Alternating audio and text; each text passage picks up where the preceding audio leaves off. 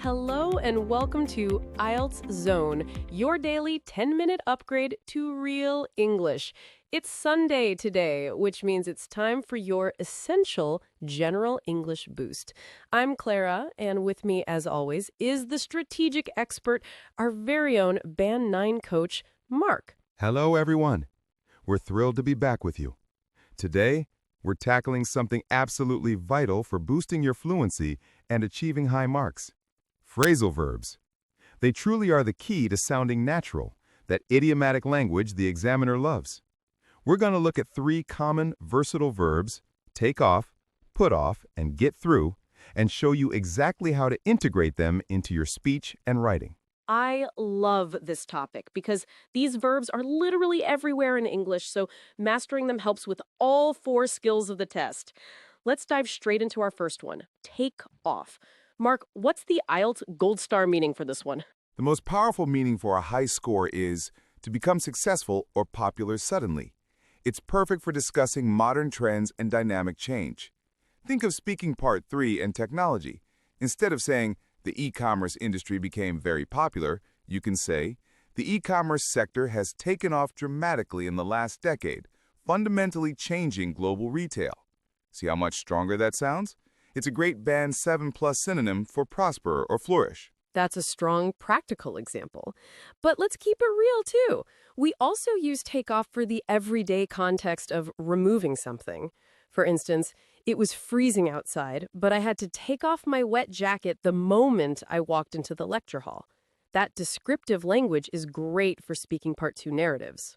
It is, and another high score meaning is to leave a place abruptly. You might use this in a personal anecdote. I know I've had to use it. The networking event was such a failure that I took off early without saying a word. It adds a nice, natural flair to your story. It shows you're comfortable with the language, which is key to fluency. Now, let's test our listeners. Listen to this sentence. I quit my job to start an online course. It was slow at first, but after a few weeks, my student enrollment really took off. Which meaning is that, Mark? That's clearly the success meaning, a sudden rise in popularity. It implies rapid, exponential growth. And remember, the past tense is took off. Past for emphasis. Learners, always listen to the verbs surrounding noun. If the topic is a career or a new business, it's success. If it's your hat or shoes, it's removal. Ah, yes, the classic verb for procrastination. Our second verb is put off. The most common meaning is to postpone or delay something.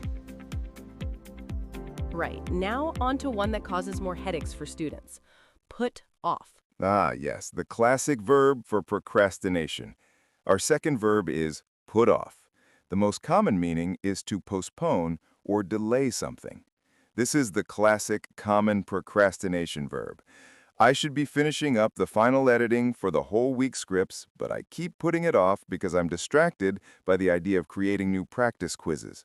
It's a very common human tendency. And that relatable, common usage is great for speaking part 1 to show personality. If you're asked about a big decision, you can say, I tend to put off making big financial decisions until I have consulted an expert. It sounds completely natural. But for your writing task too, especially when discussing large-scale policy or government action, we use this to replace the simpler verb, delay, with something more sophisticated. Absolutely. Try this in a formal essay. Due to unforeseen budgetary concerns, the local authority was compelled to put off the decision on the new transport system until the subsequent fiscal year. That phrasal verb elevates your tone, Mark. It definitely does. And for advanced listeners, the crucial secondary meaning. Put off can also mean to discourage, repel, or make someone feel distaste. For example, the sheer volume of paperwork really put me off from applying for the scholarship. This is excellent for speaking part 3 when discussing consumer habits or bureaucracy. That's a powerful second meaning. So when you're writing formally in task 2, stick to postpone. When you're talking about disliking a person or thing, use the second meaning. Like, the waiter's rudeness really put me off the entire restaurant experience. 2 distinct uses. We're moving quickly today, and we are definitely not putting off our final phrasal verb, get through. Our final phrasal verb is get through. My initial thought is to complete something difficult, often by enduring it. It's all about grit and perseverance. For example, I thought I'd never get through all 100 IELTS practice tests, but I did it! That is the perfect definition for IELTS. It shows resilience and determination, a great concept to discuss. When the examiner asks you about a challenging experience, don't use simple vocabulary. You can say, "It was a demanding time, but having a strong support network helped me get through it." It makes your English sound determined and natural. It's so useful.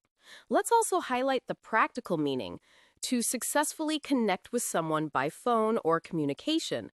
This is a perfect example of a high-frequency, everyday phrasal verb. The classic frustrating situation.